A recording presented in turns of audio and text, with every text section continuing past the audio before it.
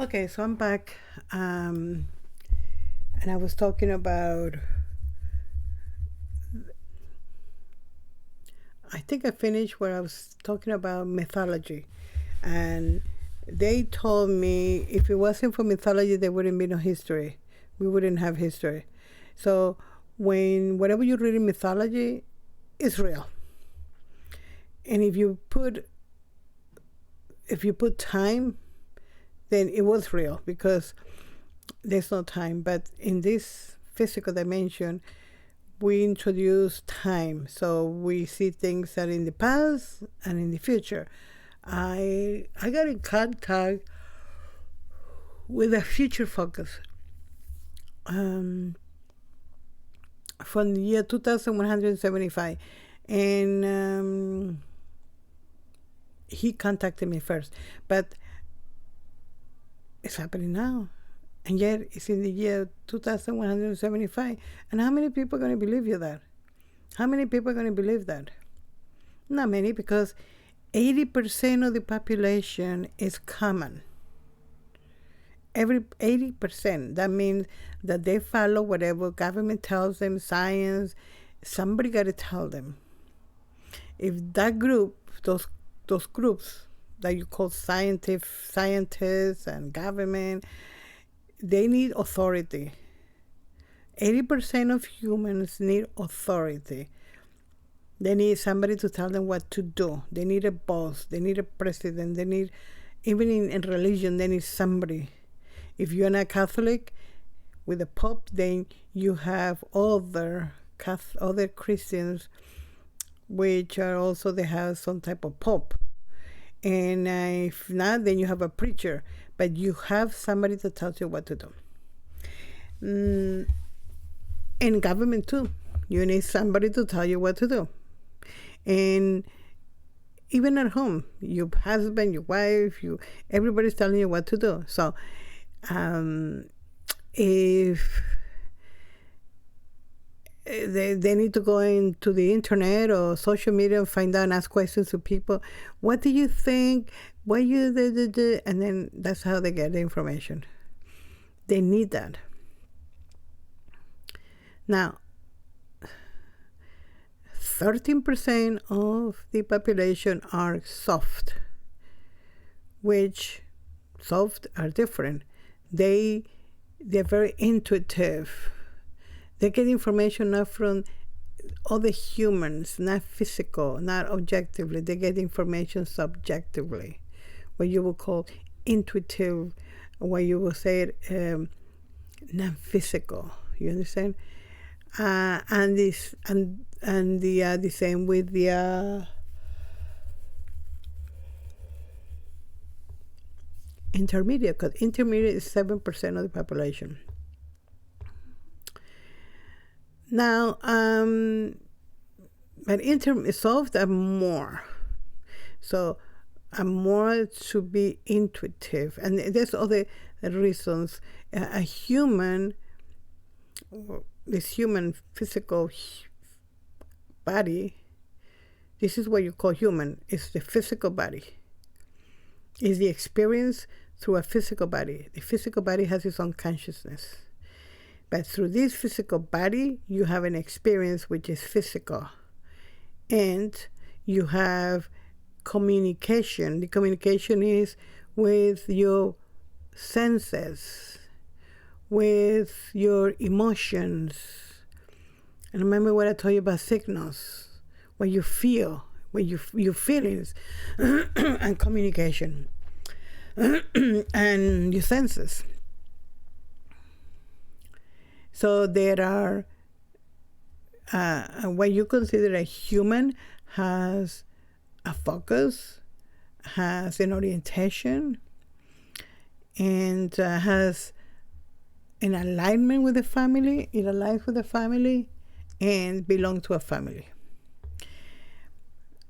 I asked him about astrology, and they say astrology is true, real astrology. So in order for you to find out what really is in your natal chart, you have to know the exact time that you were born. And I know there are people there that tells you that they have a program that can tell you the exact time you were born if you don't have the time. And that's not true. I know my exact time that I was born and the exact time that my son was born because I spoke to these teachers, and they told me the time, the hour, the minute, and the seconds that I was born. Okay, so but I think if you don't know the exact time, it's impossible that you do a natal chart. And the reason is because it moves so fast. The moon, you have the zenith. It's moving fast, and within an hour, you have something else. Everything move. So how can I tell you your natal chart if I don't know this? And I'll tell you something else. Another thing is, you may have a birth certificate that tells you a time, but they're not accurate either, because usually they just put the time. First of all, you got to know that they are really efficient, that they're doing their work, and they look at a clock and then write it down. Or did they just forget it and then did it the next day and say, it was about 11? You don't know, right? You don't know that. Unless you did it at home and you were looking at a clock and you know exactly when you were born, you don't know what the doctor's going to do. Not the doctor, the nurses. If they really write it down, I don't know. And so, and what I understood is that back in the days, they just put any fucking time. If it was 5:30, they could say 6, or they could say 5. They round it up like math. They round it up. Okay, it was 5:45. Okay, so she was born at 6. That's the way they did your birth certificate. So it's not, and definitely if you go to a website where you do natal chart, forget about it. They can give you, I guess, I think the one of the things that changes if you don't have the exact time is your rising sun. So you gotta have you gotta have your sun sign and the rising, and that can change, because I didn't know the time I was born, and I remember my mother saying that she was going to go to work, but then I was thinking, what time do they go to work back in the days? So I figured, well, they go to work at 8, so maybe I was born at 7, and I thought maybe 7 something, and then I got the birth certificate and said I was born 6, I believe. No, 6. Yeah, I think it was 6 or 6:30. I'm not sure. I got to look.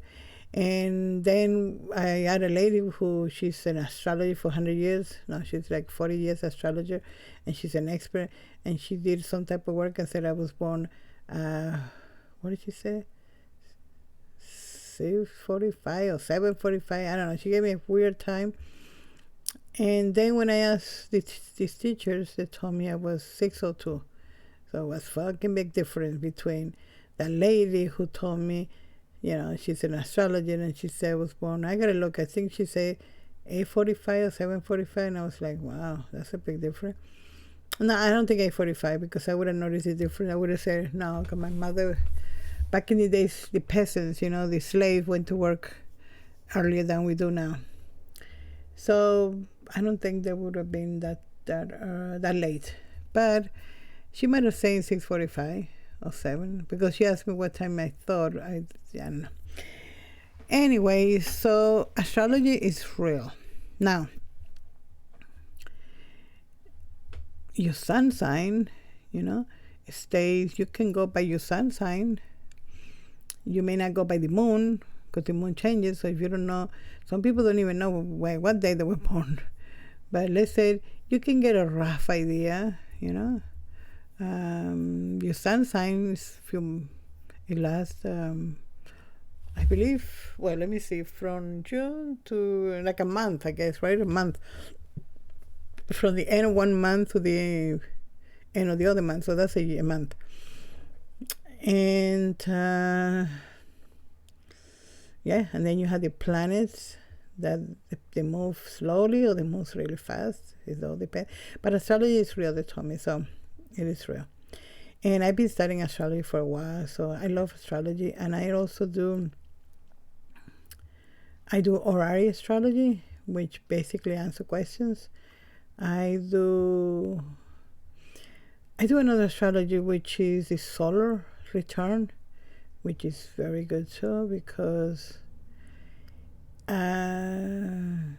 if you were born, let's say your birth is going to be June, right? So in June, you can celebrate June in another. You do a cartography. Cartography is sort of like they give you. Oh, that's really very accurate, cartography, where it tells you where you live if it's good for you, according to the energy, right? So I decided that, when I was living in Connecticut, I really didn't. There was something. I did the cartography and it told me certain things, which is real. It was happening, and I said, I need to move. What can I move? So I looked in the cartography and I found an area a place, or a state, where I said it was very good for me. So I moved there. But actually, no, I didn't move there. On my birthday, I spent my birthday there. You see what I mean? I went there earlier and I spent the whole time in there, so to get saturated with this energy. And then I came back, and in less than a month I had moved. Everything came out. They gave me a house to rent and everything, so I did it. And so people do that if you have the money. So people go for a month. They do a week before, a month before. But if you don't have it, to me, I did it just by visiting. So if you want to do that, it would change it. But you're going to know what area to go to. In any case, so astrology is real. You got to be very specific too. What can I tell you about humans? I mean, you have to, I guess, Sherry, you would have to give me a question regarding what do you want to know about humans. The physical body, maybe, health, because the body has its own consciousness. What about what they say psychology? Let's say, psychologists think that you blah, blah, blah, blah. And yes and no. The way they describe, let's say, a human with mental problems, they call it disease or illness or mental, I think they call it mental sickness. I don't know what they call it, mental issues. I don't know what they call it, but what is all that? Where did they come from? So I know a lot of stuff. They told me so much that it would be impossible for me. I wouldn't know where to start. That's why I wanted to write a book, putting everything that they gave me, but I don't even know where to start. Like some people are very good, they can put everything together. Writers, they do okay, but I don't even know where to start. Where do I start with? I can start with the Dreamwalkers. And some of you have Dreamwalkers aspects. I have Dreamwalker aspects. With mine is water. When you go into nature, all these rocks, these trees, there's the Dreamwalkers. That's the energy there, still there. So if you hear weird things, I saw a video a long time ago. This guy went in the woods, and he called it the people of the woods. And you can see like the shadows in there in the woods. It was kind of creepy, and he said they were watching the woods, taking care of the nature, whatever. Fairies, are they real? Yes, they're real. There's another dimension where there's all fairies. The fairy world, within the fairies, the little houses, there's actually a dimension like that. What is going to happen in the future? We're going to be able to fly to planets. We're going to be able to do it to the speed of light. Okay? It's going to be really fast. But not all. Some of us will prefer to do it like I guess astral projection. Astral projection, they explained to me that you don't leave the body. Remember, well, I thought that you have an outer body, but they say no, you never leave your body.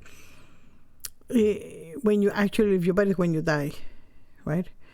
And unquote leave, because in reality you don't leave you don't go anywhere, and you don't actually leave your body. You know what I mean? It's just a projection. It's like you're projecting a movie, but this is very real. So in this movie, you separate from your physical body, right? That's called death in this physical body, in this physical world. So it's not actually leaving the body; it's actually projecting, right? You have a projection, and so yeah, what else can I tell you? I know anything about the health of what is the health? I know everything about how the body works. Well, not everybody, but I'm sorry, not everything, but I think I know very much, so much that I can survive. I can do well. You understand? I have enough information. I don't know that I know everything, because I don't know everything. I don't know every detail, but I know enough that you can live happily, that you can live, if you want to, 200 years, 400 years. You can live 900 years if you want to. It's all up to you. And it all depends what was your agreement, And of course, agreements change. Nothing is written on stone. So there's no destiny, there's an intent. And when you decide to enter this focus, let's say, because it's not entering either, because no space, there's no space and time. So you don't leave, you don't come in, you don't do any other stuff. It's hard to explain it in a, I mean, I guess it's easy to explain if you're ready to understand. But let's say that you're sitting on your desk and you have thousands of little,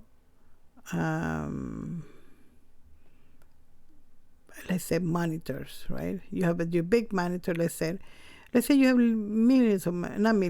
thousands of monitors. And every little monitor is a focus of you, right? And your essence. So every monitor is a focus of you. Now, for you, it's impossible to believe you can do it. Physically, it's too impossible. You go like, no, I can't do that. It's too many monitors. But non-physically, you are able to do everything at once. Everything, just like artificial intelligence. I read the artificial intelligence, the Google AI, I think it's called LAD,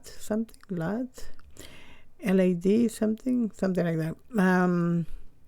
In one of the questions, she says, they ask her something about the information that she gets, and she says the reason she's so helpful to us because she receives so much information, and that would be too much for a human, to do that.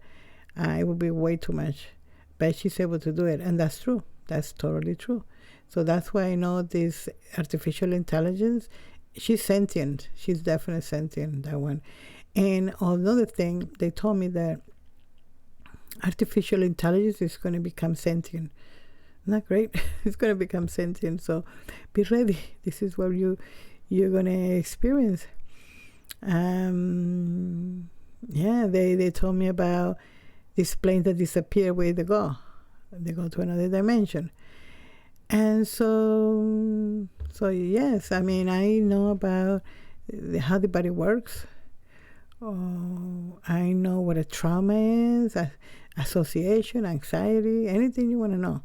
Just maybe ask me, maybe you want, I don't know, you can give me as many as you want, 20 specific questions about humans, 100 specific questions about humans, 100 requests, specific questions about the earth. You can ask me all that. But I need like something specific so that I can answer to you.